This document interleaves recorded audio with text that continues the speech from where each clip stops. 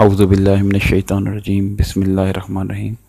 अस्सलाम वालेकुम स्टूडेंट्स, आज हम अपने डायोड की एप्लीकेशन के सिलसिले को बढ़ाते हुए रेक्टिफायर्स की स्टडी करेंगे।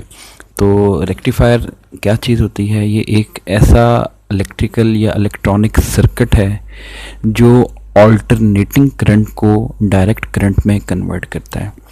अब ऑल्टरनेटिंग करंट की प्रॉपर्टी ये है कि ये अपनी पोलैरिटी को रिवर्स करता है। यानी पोलैरिटी रिवर्स करने का मतलब है कि सर्किट में इसकी डायरेक्शन फिक्स्ड नहीं होती।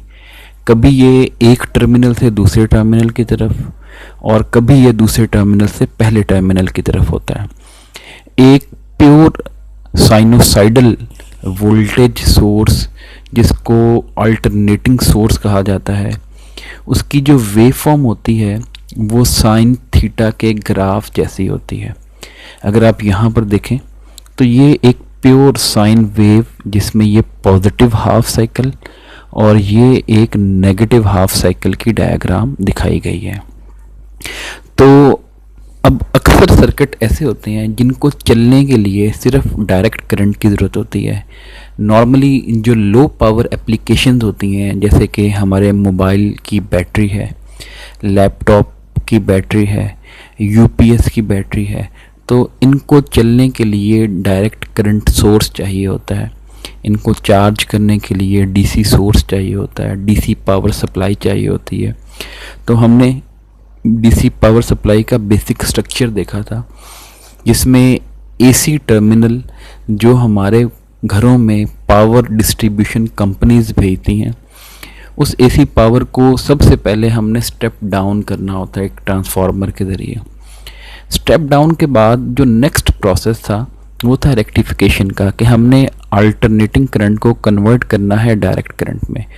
तो उसके लिए जो डिवाइस इस्तेमाल होगा, जो सर्किट इस्तेमाल होगा, उसको रेक्टिफायर कहा जाएगा। और ये जो प्रोसेस है, जिस प्रोसेस में आप एसी को डीसी में कन्वर्ट करेंगे, उस प्रोसेस को आप रेक्टिफिकेशन कहते हैं। अब डायोड जो हैं वो रेक्टिफिकेशन क्यों करते हैं? तो हमने ये पढ़ा कि डायोड फॉरवर्ड बाइस में भी वर्क कर सकते हैं, डायोड रिवर्स्ड बाइस स्टेट में भी काम कर सकते हैं। फॉरवर्ड बाइस वो स्टेट थी जो डायोड में से करंट पास करवाती है, और रिवर्स बाइस वो स्टेट है जो डायोड में से करंट को ब्लॉक करती है। तो इसका मतलब है कि ये एक डायरेक्शन में करंट को कंडक्ट कर देते हैं और दूसरी डायरेक्शन में करंट को जो है वो स्टॉप करते हैं, ब्लॉक करते हैं। तो अगर डायोड की रेक्टिफिकेशन की एबिलिटी का पूछा जाए कि डायोड क्यों रेक्टिफाई करते हैं, तो उनकी एबिलिटी है कि they conduct current in one direction and block current in the other direction. तो यही चीज़ उनको यूज़फुल बनाती है, क्योंकि डायरेक्ट करंट में हमने पोलैरिटी को रिवर्स होने से बचाना है। इसका मतलब है एक पोलैरिटी को तो आपने पास होने देना है, यानी एक डायरेक्शन में तो हमने करंट को रोकना नहीं है, करंट को पास करवाना है। दूसरी डायरेक्शन में हमने करंट को जो है वो रोकना है। अब ये जो रेक्टिफायर्स होते हैं नॉर्मली कहाँ पर इस्तेमाल होते हैं? पावर सप्लाईज में।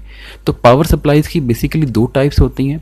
यहाँ पर इस चैप्टर में हम जिस पावर सप्लाई की बात कर रहे हैं उसको लीनियर पावर सप्लाई कहा जाता है, लेकिन हम लास्ट पे वोल्टेज रेगुलेटर्स का एक टॉपिक पढ़ेंगे, जिसमें हम देखेंगे कि पावर सप्लाई एक और होती है जिसको स्विच्ड मोड पावर सप्लाई कहा जाता है, जो ज़्यादा एफिशिएंट होती हैं। अब नेक्स्ट है टाइप्स ऑफ रेक्टिफिकेशन, कि रेक्टिफिकेशन की टाइप्स क्या हैं। अभी हमने देखा ये जो एसी सिग्नल था, इस एसी सिग्नल के दो हाफ्स हैं।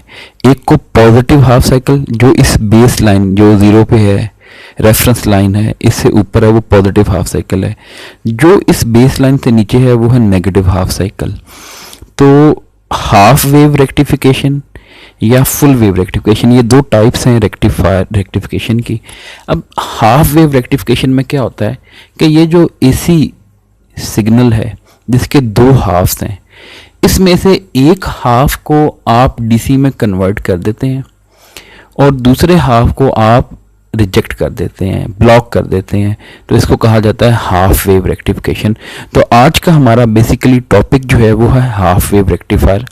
तो हाफ वेव रेक्टिफायर का सर्किट क्या होता है, it is just a series combination. जैसे हमने पढ़ा कि रजिस्टर्स को आप सीरीज में लगाते हैं, तो यहाँ पर अब रजिस्टर के अलावा और कंपोनेंट्स आ गए हैं, डायोड आ गया है, तो उसके अलावा एसी सोर्स है।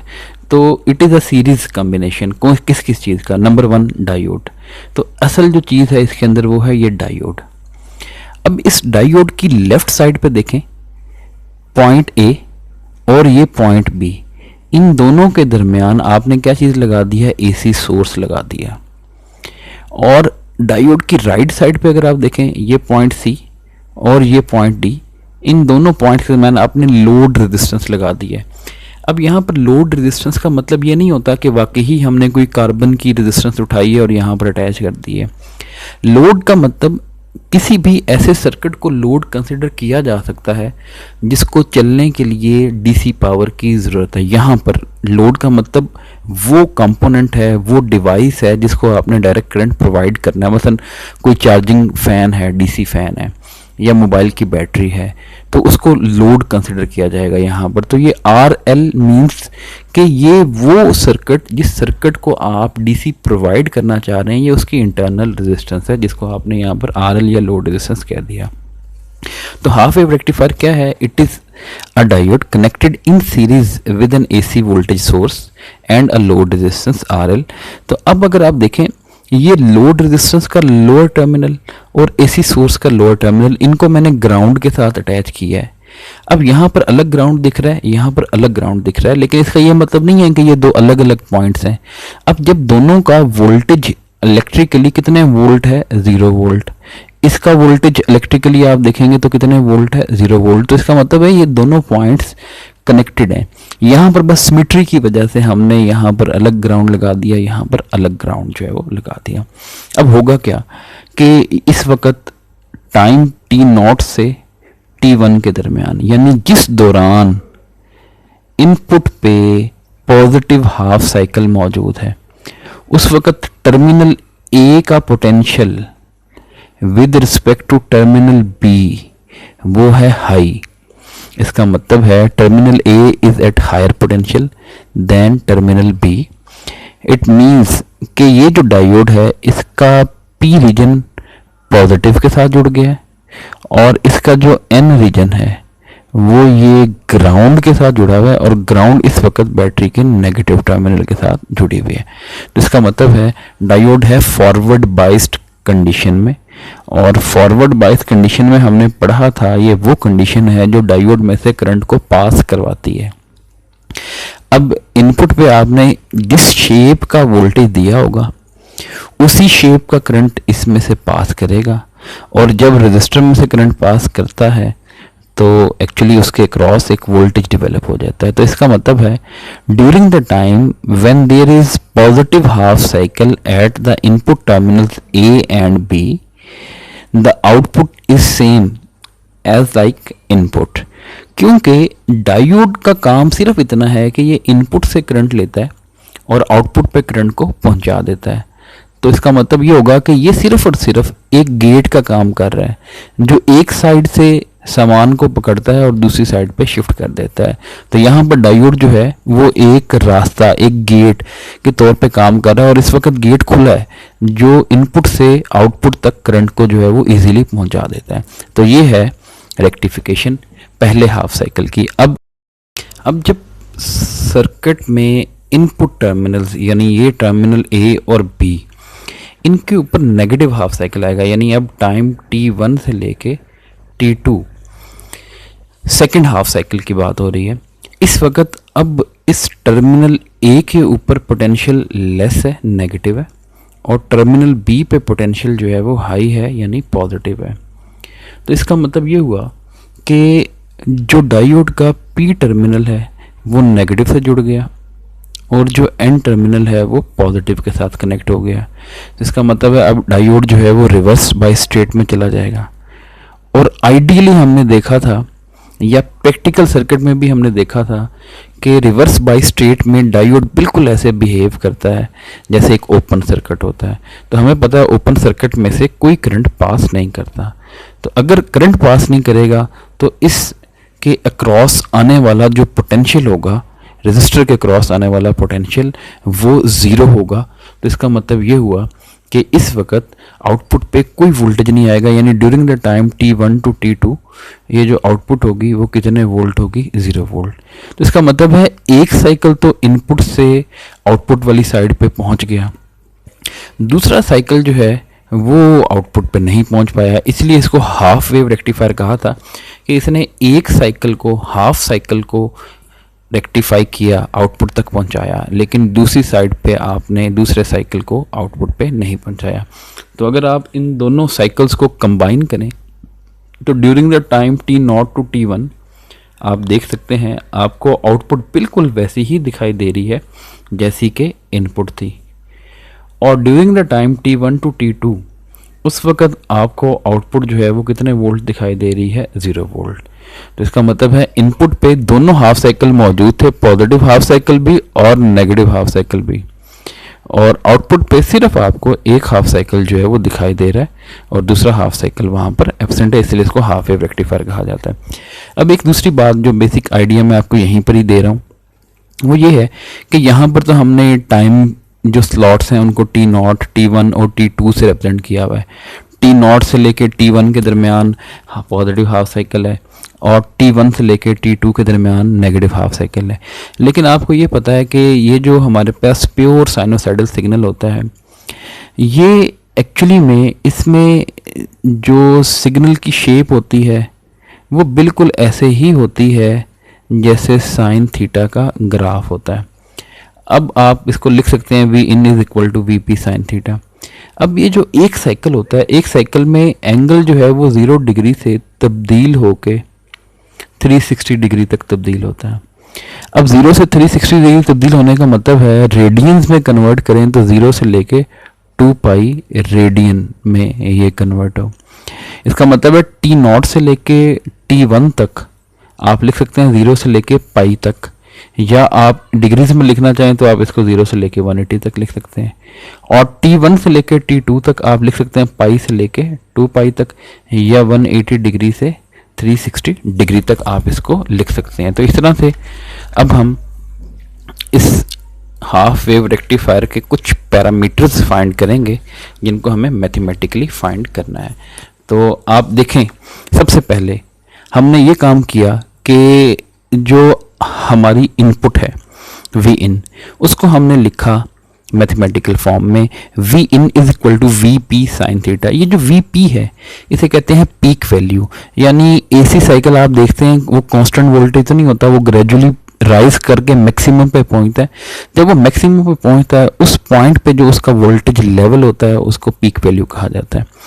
तो ये है VP साइन थीटा, और थीटा की वैल्यू 0 डिग्री से लेके 360 डिग्री तक है। और आपको ये यानी ये साइड इन्फॉर्मेशन के 360 डिग्री को रेडियंस में कन्वर्ट करेंगे तो उसको क्या कहा जाएगा, 2 पाई रेडियंस। अब आउटपुट में असल में दो हिस्से हैं। वो हिस्सा ये है कि जो during the positive half cycle है, यानी 0 से लेके पाई रेडियन तक, यानी 0 से लेके 180 डिग्री तक, तो आउटपुट की शेप बिल्कुल वैसे ही थी जैसे इनपुट की शेप थी। अब इनपुट की शेप है VP साइन थीटा, इसका मतलब आप इसको लिख देंगे VP साइन थीटा। और जो सेकंड हाफ साइकिल था, यानी जो नेगेटिव हाफ साइकिल था, जो पाई रेडियन से स्टार्ट होकर 2 पाई तक आ था, वहां पर आउटपुट जो है वो 0 है। और आउटपुट 0 होने का मतलब है कि यहाँ पर आपको कोई सिग्नल जो है वो रिसीव नहीं हो रहा आउटपुट पे। इसका मतलब है आउटपुट पे आपने 2 पीसेज में, 2 हिस्सों में जो है वो सिग्नल को डिवाइड कर लिया। अब हमें क्या काम करना है, हमने देखना है कि आउटपुट पे जो वोल्टेज है वो फ्लक्चुएट कर रहे हैं, वो चेंज हो रहा है। अब हम चाहते हैं कि आउटपुट पे वोल्टेज रहे कांस्टेंट, लेकिन हाफ वेव रेक्टिफायर की आउटपुट कांस्टेंट नहीं है। जो प्योर डीसी सिग्नल होता है उसकी आउटपुट जो है बिल्कुल जो है उसका कांस्टेंट होती है, ना इंक्रीज करती है ना डिक्रीज करती है। तो हम देखना चाहते हैं कि हमारे इस सिग्नल की जो आउटपुट पे हमें मिला है एवरेज वैल्यू क्या है। तो एवरेज वैल्यू कैसे मालूम की जाती है, जो भी फंक्शन होगा आप उस फंक्शन की इंटीग्रेशन कर दें। इंटीग्रेशन से जो है वो क्या होता है, एरिया अंडर द ग्राफ आपको मिल जाता है ओवर द पीरियड, क्योंकि ये एक पीरियोडिक सिग्नल है जो अपने आप को बार बार रिपीट करता जा रहा है, इसलिए आपने फंक्शन की इंटीग्रेशन करनी है over the time period. Time कहाँ से स्टार्ट हो रहा है, 0 से लेकर तो हम बात कर रहे हैं इन टर्म्स ऑफ थीटा, तो इसका मतलब है 0 से लेके 2 पाई तक आप इंटीग्रेशन करेंगे और इंटीग्रेशन करने के बाद उसको टाइम पीरियड से डिवाइड कर दिया जाता है। तो एवरेज वैल्यू इस तरह से मालूम की जाती है किसी भी फंक्शन की। अब आप देख सकते हैं 1/2 पाई, ये जो टाइम पीरियड वैसे ही है। ये जो आउटपुट है उसको आपने दो हिस्सों में तकसीम किया हुआ है, 0 से लेके पाई तक। 0 से लेके पाई तक जो फंक्शन है वो बिल्कुल है वीपी साइन थीटा के बराबर, तो आपने लिख दिया वीपी साइन थीटा। पाई से लेके 2 पाई तक फंक्शन था 0, तो 0 की इंटीग्रेशन करने की हमें ज़रूरत नहीं है, इसलिए वो सेकंड वाला पार्ट हमने यहाँ पर नहीं लिखा। अब ये वीपी एक कांस्टेंट है, इसको आप इंटीग्रेशन के सिंबल से बाहर निकाल सकते हैं, वीपी/2 पाई। सिर्फ बचेगा साइन थीटा और डी थीटा। तो साइन थीटा की जो इंटीग्रेशन है वो होती है माइनस कॉस थीटा, तो माइनस साइन यहाँ पर लिख दिया, साथ कॉस थीटा, और 0 से लेके पाई तक उसकी इंटीग्रेशन। कॉस ऑफ पाई वो होता है -1 के बराबर माइनस, और कॉस ऑफ 0 जो है वो +1 के बराबर होता है। तो ये -1 और -1 मिलके -2 हो जाएगा। माइनस का साइन इस बाहर वाले माइनस साइन से बैलेंस हो जाएगा, और 2 जो है वो इस 2 से कैंसिल होकर वीपी/पाई। आप पाई की जगह 3.14 वैल्यू पुट करें तो आंसर आएगा 0.318 वीपी। इसका मतलब है जितना वोल्टेज आपके इनपुट पे था, जो पीक लेवल था, उसका सिर्फ 0.318 यानी सिर्फ और सिर्फ 31.8% वोल्टेज आपको आउटपुट पे अवेलेबल होगा एज डीसी एवरेज। करंट की एवरेज वैल्यू मालूम करनी है तो वी एवरेज यानी जो एवरेज डीसी वोल्टेज है उसको आरएल से मल्टीप्लाई कर दें, और एवरेज डीसी वोल्टेज है 0.318 वीपी, जो आपने अभी देखा उसको आरएल से मल्टीप्लाई कर दें। दूसरी चीज़ जो होती है वो होती है रूट मीन स्क्वायर वैल्यू। जब कोई चीज़ फ्लक्चुएट कर रही होती है यानी अल्टरनेट कर रही होती है तो उस वक्त आप उसकी रूट मीन स्क्वायर वैल्यू होती है उसको मालूम करते हैं। अब ज़रा इसको पढ़ने का जो मेथड है वो डिफरेंट है, उल्ट पढ़ा जाता है। पहले स्क्वायर किया जाता है, फिर मीन किया जाता है और फिर रूट किया जाता है। स्क्वायर देखें जी, सबसे पहले आपने वी आउट का स्क्वायर कर दिया, उसके बाद मीन करने का तरीका भी आपने देखा। मीन करने का तरीका है इंटीग्रेशन करें और टाइम पीरियड से डिवाइड कर दें। तो देखें जी 0 से लेकर 2 पाई तक हमने क्या किया, इंटीग्रेशन कर दी और 2 पाई से डिवाइड कर दिया। इसका मतलब है हमने जो है वो अब मीन वैल्यू भी ले ली है। और फिर तीसरे नंबर पर रूट करना, तो देखें जी हमने स्क्वायर रूट कर लिया। अब आप V out square, V out की जगह क्या पुट करेंगे, वीपी साइन थीटा पुट करेंगे, लेकिन ये किस रेंज में, 0 से लेके पाई तक। तो देखें जी 0 से लेके पाई तक हमने VP square sine square theta यानी इस सिग्नल का स्क्वायर कर दिया और डी थीटा। पाई से लेके 2 पाई तक लिखने की जरूरत नहीं है क्योंकि आउटपुट जो है वो हमारी क्या रहनी है, 0 रहनी है। अब वीपी स्क्वायर तो इस इंटीग्रेशन सिंबल से बाहर आ जाएगा, VP square over 2 pi. Sine square theta को आप डबल एंगल आइडेंटिटी में यूं लिख सकते हैं 1 माइनस कोस 2 थीटा ओवर 2। ये 2 जो है वो इस बाहर आके इससे मल्टीप्लाई हो जाएगा, वीपी स्क्वायर ओवर 4 पाई। 1 की इंटीग्रेशन थीटा आ जाएगी, कोस 2 थीटा की इंटीग्रेशन आ जाएगी साइन 2 थीटा डिवाइडेड बाय 2। अब आप थीटा में एक दफ़ा पाई पुट करेंगे, एक दफ़ा 0, तो पाई -0 हो जाएगा।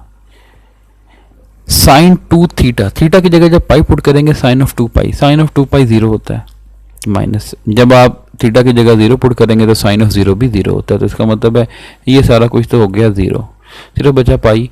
ये पाई इस पाई से कैंसिल हो गया, बचेगा वीपी स्क्वायर ओवर 4। तो वीपी स्क्वायर का स्क्वायर रूट वीपी आ जाएगा, 4 का स्क्वायर रूट 2 आ जाएगा, 0.5 वीपी आ गया। अब आरएमएस करंट मालूम करना है तो आरएमएस वोल्टेज को लोड रेजिस्टेंस से डिवाइड कर दें। ये आरएमएस वोल्टेज अभी आपने मालूम किया 0.5 वीपी डिवाइडेड बाय आरएल। अब सबसे पहली चीज़ हम इसकी एफिशिएंसी निकालना चाहते हैं। एफिशिएंसी कैसे निकाली जाती है कि इसमें अल्टरनेटिंग कंपोनेंट कितना है डिवाइडेड बाय इसमें एवरेज या डीसी कंपोनेंट कितना है। तो ये है रेक्टिफायर की एफिशिएंसी का फॉर्मूला। अब एसी पावर, एसी वोल्टेज को हमेशा उसकी आरएमएस वैल्यू से पहचाना जाता है, डीसी वोल्टेज को हमेशा उसकी एवरेज वैल्यू से पहचाना जाता है। आप सब जानते हैं अगर वोल्टेज गिवन हो तो पावर का फॉर्मूला होता है वी स्क्वायर ओवर आर। तो एसी पावर के लिए आप लिखेंगे वी आरएमएस का square divided by RL. DC power के लिए लिखेंगे वी एवरेज का स्क्वायर डिवाइडेड बाय आरएल। तो ये आरएल तो आरएल से कैंसिल हो जाएगा। वी आरएमएस की जगह आप लिख देंगे 0.5 वीपी वी एवरेज की जगह लिख देंगे 0.318 वीपी और इनका स्केयर करने के बाद जो आपके पास आंसर आएगा वो आएगा 40.6%। तो इसका मतलब है हाफ वेव रेक्टिफायर की एफिशिएंसी जस्ट 40.6% होती है। इसका मतलब है काफ़ी कम है। नेक्स्ट एक टर्म है जिसको फॉर्म फैक्टर कहा जाता है। फॉर्म फैक्टर का मतलब है कि आउटपुट होनी तो इस शेप में चाहिए थी, यानी बिल्कुल कांस्टेंट होनी चाहिए थी, लेकिन आउटपुट आ रही है इस शेप में। तो अब इन दोनों फॉर्म्स में कितना डिफरेंस है? तो आइडियली प्योर डीसी के लिए, इस डीसी के लिए जो फॉर्म फैक्टर होता है वो 1 होता है, यानी इसकी आरएमएस वैल्यू और एवरेज वैल्यू सेम आएगी, तो फॉर्म फैक्टर जो है वो 1 होता है। लेकिन यहाँ पर आरएमएस को जब एवरेज वैल्यू से डिवाइड करेंगे, आरएमएस वोल्टेज है 0.5 वीपी, एवरेज वोल्टेज है 0.318 वीपी, डिवाइड करेंगे तो 1.57। तो आइडियल केस में फॉर्म फैक्टर 1 होना चाहिए, लेकिन यहाँ पर फॉर्म फैक्टर कितना आ रहा है? 1.57। तो इसका मतलब है कि ये काफ़ी ज़्यादा आ रहा है रिक्वायर्ड या आइडियल वैल्यू से। तो इसका मतलब यहाँ पर भी जो हाफ वेव रेक्टिफायर जो है वो एक बेहतर सर्किट साबित नहीं हो रहा। और रिपल फैक्टर ये होता है कि ये जो फ्लक्चुएशंस हैं ये कितनी बड़ी हैं। अब देखें, ये स्टार्ट होती है फ्लक्चुएशन, ये बिल्कुल ज़ीरो वाले लेवल थे, और ख़त्म होती है यहाँ पर ये पीक वाली पे जहाँ पर वीपी है। तो इसका मतलब है कि फ्लक्चुएशन काफ़ी लार्ज हैं। आइडियली फ्लक्चुएशन नहीं होनी चाहिए, क्योंकि आप चाहते हैं कि डीसी वोल्टेज हो, तो डीसी वोल्टेज तो है कांस्टेंट, तो कांस्टेंट में कोई फ्लक्चुएशन नहीं है, तो रिपल फैक्टर 0 होना चाहिए। लेकिन यहाँ पर रिपल फैक्टर 0 नहीं है। रिपल फैक्टर का फॉर्मूला है फॉर्म फैक्टर का स्केयर -1 और उसका स्केयर रूट। तो फॉर्म फैक्टर अभी आपने मालूम किया, उसमें से आपने 1 माइनस किया और स्केयर रूट किया, तो 1.21 आएगा, जो कि काफ़ी लार्ज है, यानी आइडियली 0 होना चाहिए और ये आ रहा है। और प्योर डीसी के लिए एवरेज वैल्यू और आरएमएस वैल्यू सेम होते हैं। तो एवरेज वैल्यू और आरएमएस वैल्यू सेम होने का मतलब है कि फॉर्म फैक्टर क्या होना चाहिए? 1 होना चाहिए। तो ये कुछ पैरामीटर्स हैं जो हमने हाफ वेव रेक्टिफायर के स्टडी किए। अब नेक्स्ट हम पढ़ते हैं प्रैक्टिकल मॉडल। यहाँ पर तो हमने आइडियल मॉडल कंसिडर किया। अब प्रैक्टिकल मॉडल में आपको पता है कि डायोड बिल्कुल ऐसे बिहेव करता है, जब फॉरवर्ड बाइस होता है तो उस बिल्कुल ऐसे बिहेव करता है जैसे 0.7 वोल्ट की एक बैटरी है। तो अगर आप इनपुट पे जो मैक्सिमम वैल्यू दे रहे हैं उसको कह रहे हैं वीपी इन, यानी इनपुट वोल्टेज की पीक वैल्यू, तो आउटपुट पे जो वोल्टेज मिलेगा वो उसमें से 0.7 वोल्ट लेस होगा, क्योंकि 0.7 वोल्ट बैरियर पोटेंशियल को क्रॉस करने में इस्तेमाल हो जाएगा। तो आउटपुट पे जो वोल्टेज आएगा वो इनपुट की पीक वैल्यू में से 0.7 जो है वो निकाल देंगे, तो ये आपके पास आउटपुट की पीक वैल्यू आ जाएगी। अब हमारे पास प्योर सोर्स तो मौजूद नहीं होता, हमारे पास तो जो है वो एसी सिग्नल जो है वो आता है पावर डिस्ट्रीब्यूशन कंपनी से। तो पावर डिस्ट्रीब्यूशन कंपनी से ये जो सिग्नल आ रहा है, हम अगर इसको डायरेक्ट इसके साथ लगा देंगे, रेक्टिफायर के साथ लगा देंगे, तो हमारे लिए सर्किट नुकसानदेह है, ख़तरनाक सर्किट है कि अगर गलती से हमारा हाथ इसको टच हो जाए तो हमारा हाथ तो पावर सप्लाई से कनेक्ट हो जाएगा, तो शॉक लगने का ख़तरा है। हम क्या काम करते हैं, इस पावर सप्लाई के आगे एक ट्रांसफार्मर लगाते हैं। तो लास्ट लेक्चर में हमने ये स्टडी किया कि ट्रांसफार्मर जो है वो कई तरह के होते हैं। उसमें एक ट्रांसफार्मर होता है स्टेप डाउन ट्रांसफार्मर, जो हाई एसी वोल्टेज को, जो कि उसकी प्राइमरी पे दिया जाता है, उसको लो एसी वोल्टेज में कन्वर्ट कर देता है, जो उसकी आउटपुट पे या सेकेंडरी के ऊपर आपको मिलता है। तो ये हमारे पास प्राइमरी कॉइल, ये सेकेंडरी कॉइल। हमने जो इनपुट सिग्नल देना है वो देना है प्राइमरी पे, और ट्रांसफार्मर ने हमें जो सिग्नल देना है वो देना है सेकेंडरी पे। अब ये जो सेकेंडरी वोल्टेज है ये आप किसको दे देंगे? रेक्टिफायर के साथ अप्लाई कर देंगे। इसका मतलब सिर्फ इतना काम किया है कि आपने रेक्टिफायर की जो इनपुट थी उसको एक्चुअली में किस सिग्नल के साथ जोड़ दिया है? सेकेंडरी के वोल्टेज के साथ जोड़ दिया है। तो अब ट्रांसफार्मर कपलिंग का फ़ायदा क्या होता है? Number 1, line voltage. Line voltage का मतलब है ये जो 220 वोल्टेज आपको आ रहा था पावर डिस्ट्रीब्यूशन कंपनी से, आप इस लाइन वोल्टेज को स्टेप डाउन कर सकते हैं, पहली बात। और दूसरे नंबर पे एसी सोर्स, ये जो एसी सोर्स है, यानी ये जो लाइन वोल्टेज आपको आ रहा है वापडा की तरफ से, आप इसको अपने रेक्टिफायर से आइसोलेट कर चुके हैं, क्योंकि दरमियान में आपने क्या लगा दिया है? दरमियान में लगा दिया ट्रांसफार्मर। आपको पता है transformer works on the principle of mutual induction. तो ट्रांसफार्मर की जो दोनों कॉइल्स होती हैं वो इलेक्ट्रिकली लिंक्ड नहीं होती, वो मैग्नेटिकली जो है वो लिंक्ड होती हैं। तो AC source is isolated from the rectifier, तो दस preventing a shock hazard in the secondary circuit. तो अगर यहाँ पर आपका हाथ लग भी जाएगा तो आपको शॉक नहीं होगा, क्योंकि ये स्टेप डाउन हो चुका है। अब हमने देखा एक साइकिल में डायोड फॉरवर्ड बाइस था और एक साइकिल में डायोड जो है वो रिवर्स बाइस था।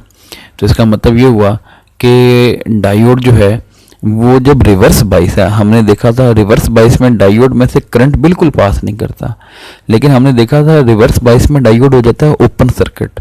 और जब हमने सर्किट एनालिसिस के लास्ट टॉपिक में ओपन सर्किट की बात की, तो हमने वहाँ पर ये डिस्कस किया कि ओपन सर्किट एक ऐसा, यानी दो टर्मिनल्स के दरमियान जब ओपन सर्किट होता है तो वो सारा का सारा वोल्टेज, जो मैक्सिमम वोल्टेज होता है, वो अपने क्रॉस जो है वो डेवलप कर लेता है।